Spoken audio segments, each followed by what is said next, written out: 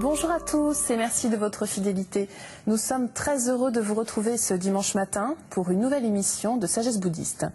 Une émission consacrée aujourd'hui à deux notions qui peuvent sembler au premier abord contradictoires, l'implication et le don d'attachement.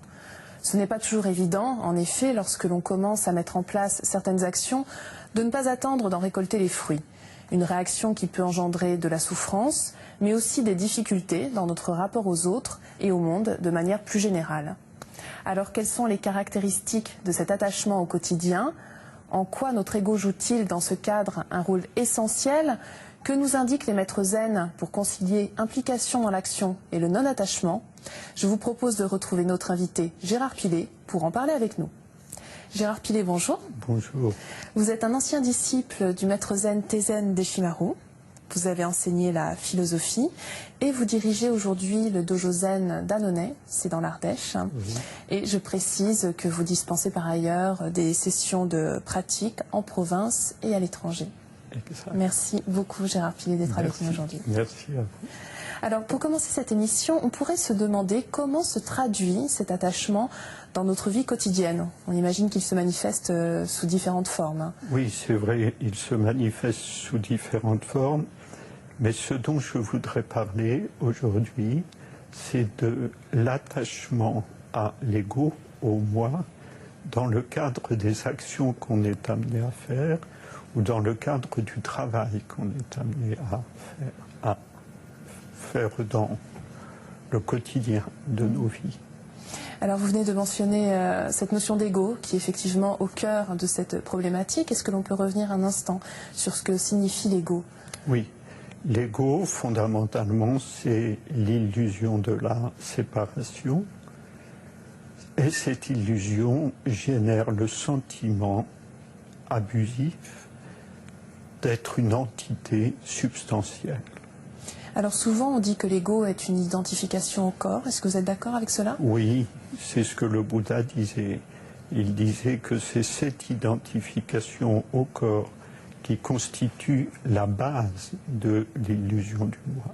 C'est sur cette identification que se construit ce que le Bouddha appelait la fausse idée d'un moi. Quand on pense à moi, la plupart du temps, on pense à mon corps. Et quand on pense à ce qui n'est pas moi, ce à quoi on se réfère inconsciemment ou consciemment, c'est à ce qui est à l'extérieur de mon corps. Alors on évoque aussi les programmes de l'ego. De quoi s'agit-il, Gérard Pilet? Oui. Alors, on peut observer que parallèlement à l'obtention d'un salaire et parallèlement au service à la communauté, qui sont les deux grands axes du travail dans la société, se met en place au niveau du travail et de l'action ce qu'on peut appeler un programme de l'ego, c'est-à-dire un ensemble de demandes de l'ego. Des demandes qui vont s'infiltrer en quelque sorte dans les actions que l'on est amené à faire. Mais est-ce que ce programme de l'ego est le même pour chaque personne? Non, il n'est pas le même pour chaque personne. Chez certains, par exemple, il va se traduire par un besoin de reconnaissance. Reconnaissance de soi par les autres.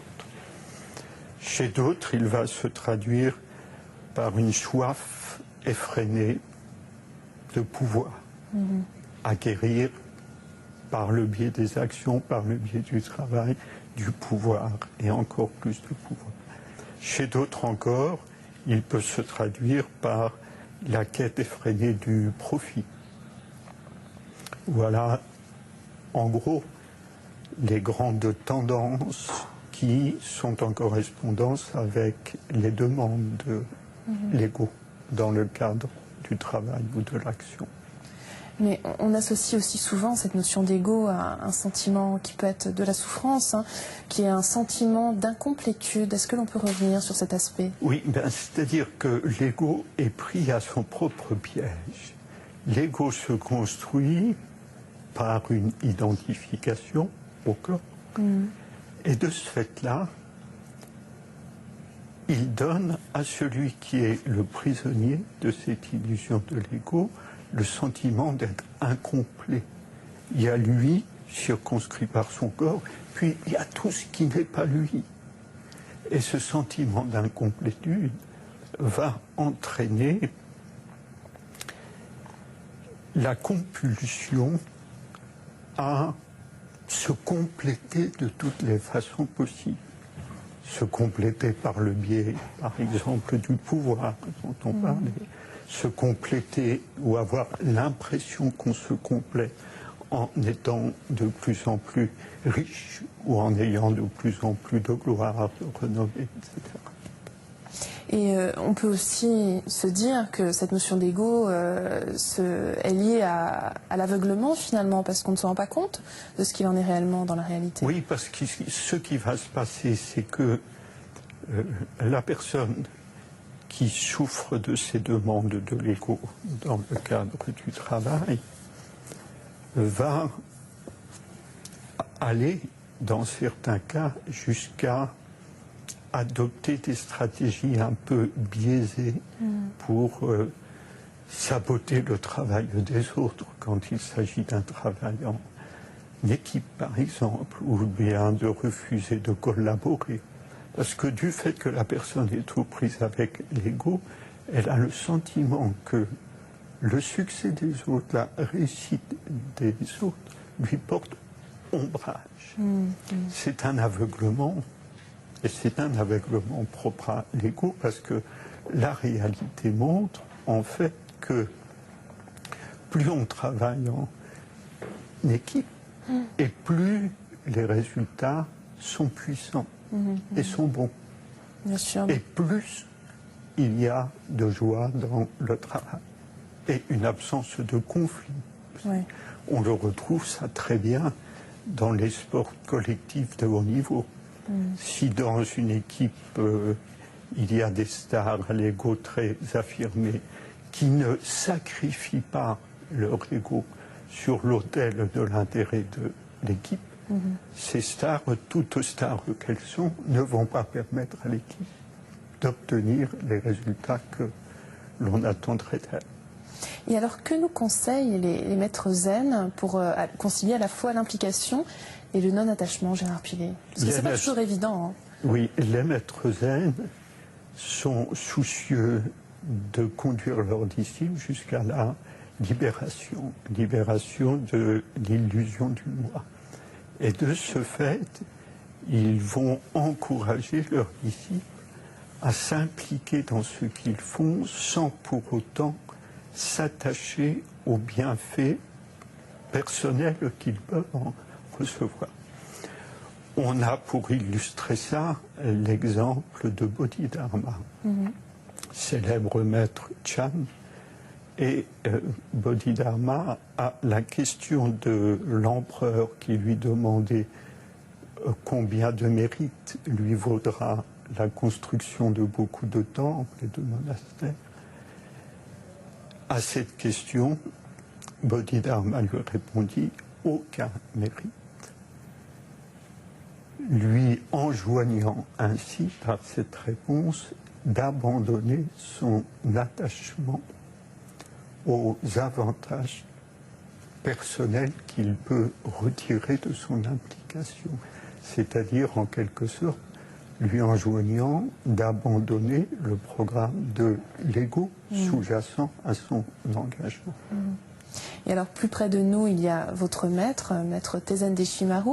Qu'est-ce que lui conseillait? J'avais été très impressionné lors d'un mondo. Un mondo, c'est des questions-réponses. Au cours d'une session de pratique, j'avais été très impressionné par sa réponse à un disciple qui lui demandait « Mais qu'est-ce qui va se passer après votre mort concernant ce que vous faites, votre mission ?»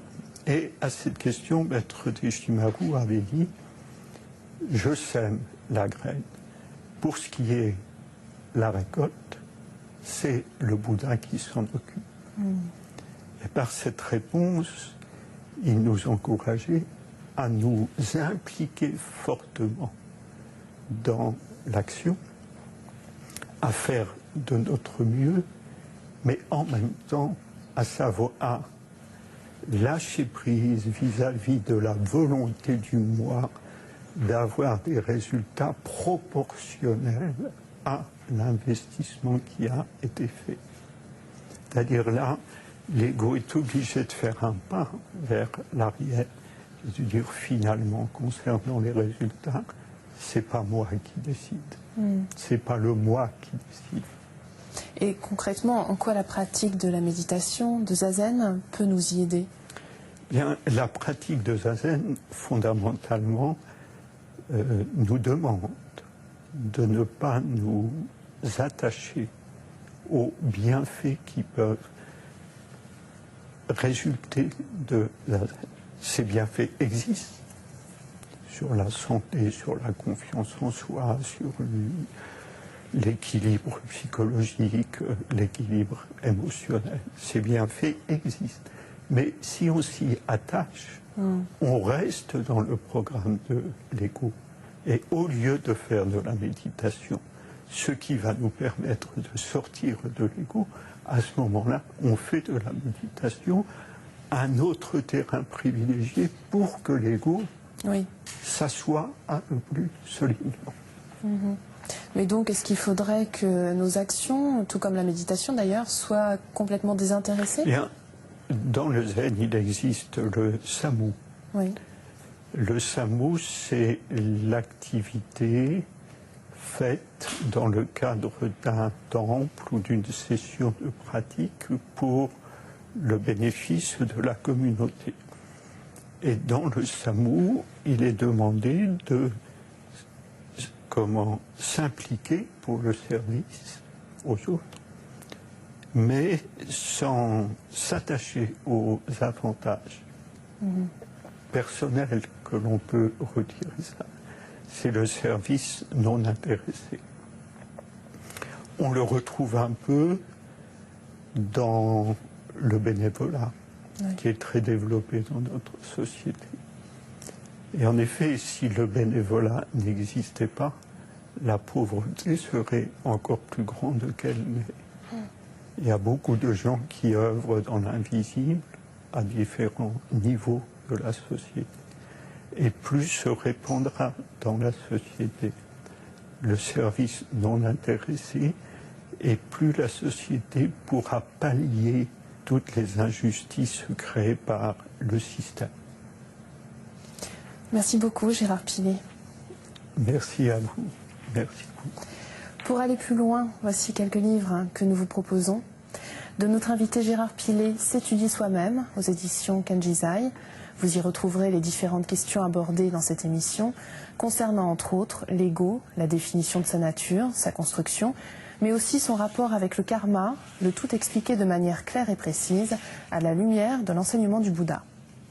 De notre invité toujours, Sagesse du cœur, également aux éditions Kanjizai, une belle façon de découvrir comment les enseignements du bouddhisme peuvent aider à traiter les émotions conflictuelles, à tenter de les guérir, mais aussi à redécouvrir les trésors que peut recéler le cœur de chacun. Vous pouvez voir et revoir cette émission pendant toute une semaine sur le site internet de France 2, rubrique Tous les programmes et Chemin de la foi. Merci à tous de votre fidélité. Je vous souhaite une très belle journée. On se retrouve dimanche prochain.